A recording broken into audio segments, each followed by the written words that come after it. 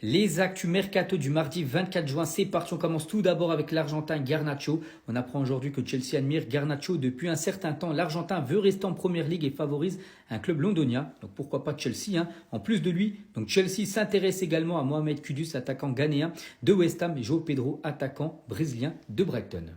Des nouvelles également concernant Ansu Fati. On apprend aujourd'hui que l'AS Monaco a planifié la visite médicale d'Ansu Fati cette semaine. Le club de la Principauté finalise les détails avec le Barça pour son prêt avec option d'achat. Maintenant, il reste à savoir combien payera le FC Barcelone en salaire parce que le Barça devrait prendre un pourcentage par rapport au salaire bien sûr du joueur quand il jouera à Monaco. Des nouvelles également concernant Bryan Mbeumo et Manchester United a formulé une offre de plus de 70 millions d'euros pour Bryan Mbeumo. Donc les Red Devils avaient déjà transmis une première offre qui avait été refusée de 64 millions d'euros de la part de Brentford. Et on finit les gars avec ce joueur du Betis Séville. Donc le dossier Johnny Cardozo à l'Atlético Madrid est très avancé. Il pourrait là s'engager dans les prochains jours du côté du club des Colchoneros. Les actus mercato du mardi 24 juin, c'est parti. On commence tout d'abord avec Darwin Núñez qui fête aujourd'hui son anniversaire. On va parler de son futur parce qu'il ne va pas rester à Liverpool. Il a donné son feu vert pour rejoindre le Napoli la saison prochaine.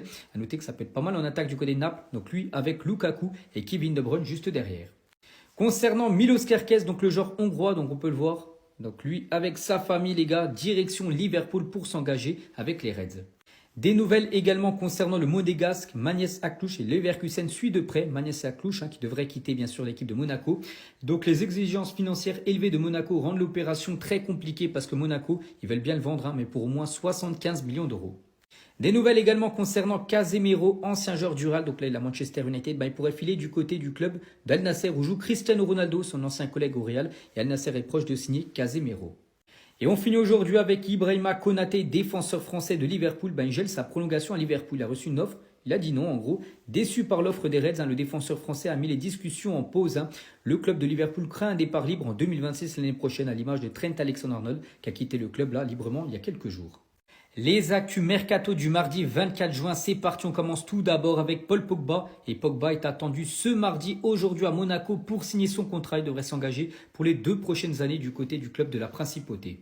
Des nouvelles également concernant notre Français Théo Hernandez et le club de Al Hilal. L'équipe saoudienne pense avoir convaincu Théo Hernandez de rejoindre le championnat saoudien. Les 2 parties vont maintenant passer à la conclusion de l'accord d'après Fabrizio Romano. Concernant notre Français Christopher Nkunku, joueur de Chelsea, mais il a envie de partir. Il a besoin de temps de jeu pour pouvoir jouer la Coupe du Monde l'année prochaine avec la France.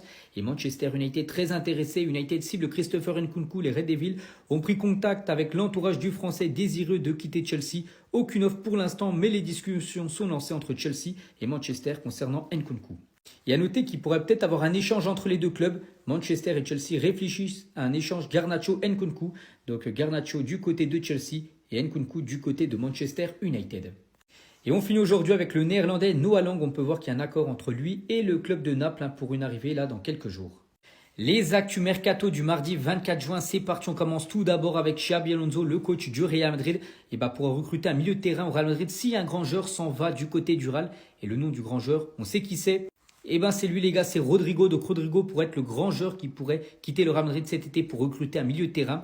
Les Merengues réclament 90 millions d'euros pour lâcher le Brésilien. En interne, il existe l'affaire Rodrigo et Arsenal est une réelle option, mais il faudra débourser quasiment 90 millions d'euros pour s'offrir Rodrigo. Des nouvelles également concernant Milan Skriniar, joueur du Paris Saint-Germain qui a été prêté au Fenerbahçe depuis janvier. Donc le Fenerbahçe et le Galatasaray se battent pour recruter Milan Skriniar, donc prêté par le PSG, le défenseur slovaque, et courtisé par le Fenerbahçe qui a revu son offre salariale à 8 millions d'euros par an. Le Galatasaray surveille également le dossier tandis que le PSG attend une offre de 10 millions d'euros pour vendre Milan Skriniar. Et on finit aujourd'hui avec l'AS Monaco qui s'intéresse à Vanja Milinković-Savić. Donc c'est le gardien serbe du Torino. Donc le Torino demande entre 18 et 20 millions d'euros pour le gardien serbe. À noter que Naples est également très bien renseigné, même en pole position dans le dossier. Mais l'AS Monaco a pris des contacts concrets avec le club italien. Les actus mercato du mardi 24 juin, c'est parti. On commence tout d'abord avec ce tout jeune joueur. Je ne sais pas si vous le connaissez, il s'agit de Ronny Bargi. Donc il a seulement 19 ans. Il joue actuellement du côté du FC Copenhague, mais il pourrait rejoindre le FC Barcelone. Here we go, d'après Fabrizio Romano, prix de l'opération 2 millions d'euros plus bonus, un pourcentage à la revente. À noter que le joueur, les gars, il y avait 10 clubs qui étaient sur lui, dont Marseille, Porto, Tottenham. Il a refusé tout le monde pour s'engager du côté du Barça. Bon, pour l'instant, c'est pas officiel, ça pourrait l'être dans la semaine. Des nouvelles également concernant le défenseur italien Luis Felipe. Donc il est arrivé en janvier dernier du côté de l'Olympique de Marseille et l'OM et Luis Felipe vont résilier leur contrat à peine 6 mois après son arrivée à Marseille. L'Italien va déjà faire ses valises et partir. Le défenseur n'aura joué que 4 matchs en raison de ses trop nombreuses blessures. Donc voilà, il devrait quitter l'OM.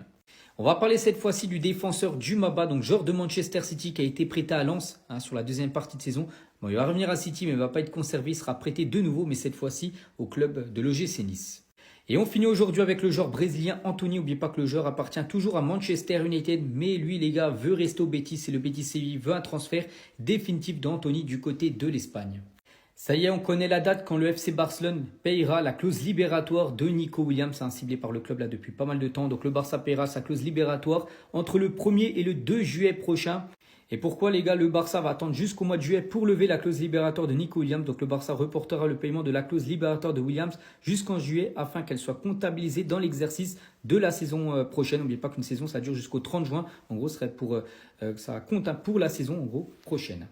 Une autre signature, les gars, devrait être faite du côté du FC Barcelone. Donc Juan Garcia, lui, on sait que c'est officiel. Nico Williams, on en a parlé juste avant, ça sent bon. Et lui aussi, le Messi suédois. Il s'agit de Ronny Bargi. Pourquoi j'ai dit Messi suédois? Parce qu'il est considéré comme ça, du côté de la Suède. Bon bref, prix de l'opération, 2 millions d'euros plus bonus. Here we go, d'après Fabrizio Romano. Et le joueur, les gars, a quand même refusé 10 clubs. Le Barça a battu une dizaine de clubs dans la course pour le joueur. Des clubs comme Porto, comme Marseille, comme par exemple Tottenham étaient tous intéressés. Il a dit non à tout le monde. Il veut jouer du côté du FC Barcelone. Et on finit aujourd'hui en ce 24 juin avec Lionel Messi parce qu'aujourd'hui, les gars, c'est un jour spécial pour Messi. Il fête aujourd'hui ses 38 ans, la Pulga.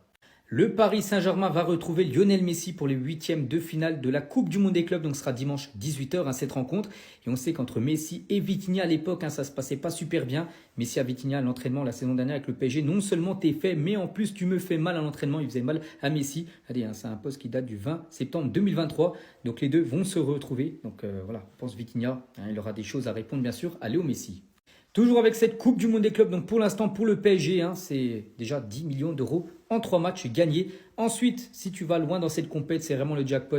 Si déjà pour la qualification, tu rajoutes 10, donc tu rajoutes déjà 6, vu que tu es qualifié en 8. Si tu te qualifies en quart, tu rajoutes encore 11, en demi 18, finaliste 26 et vainqueur 35 millions d'euros. Ça peut monter à plus de 150 millions d'euros si le PSG remporte cette Coupe du Monde des clubs. Et toujours avec cette saison, donc le Paris Saint-Germain, les gars, c'est un record. Paris dispute la saison la plus longue de son histoire avec cette victoire face à Seattle hier. Donc les Parisiens vont disputer au moins 62 matchs cette saison, soit le plus grand total de leur histoire. Le précédent record, de 94 à 95, Paris avait joué 61 matchs. Comme là, c'est 61 matchs, mais Paris a encore un match au moins à jouer contre Miami. Bonne nouvelle pour le Real Madrid avec Kylian Mbappé parce qu'aujourd'hui, à l'entraînement, il était présent. Kylian, n'oubliez pas qu'il a loupé les 2 premiers matchs de la Coupe du Monde des clubs par rapport à une gastro. Il était malade.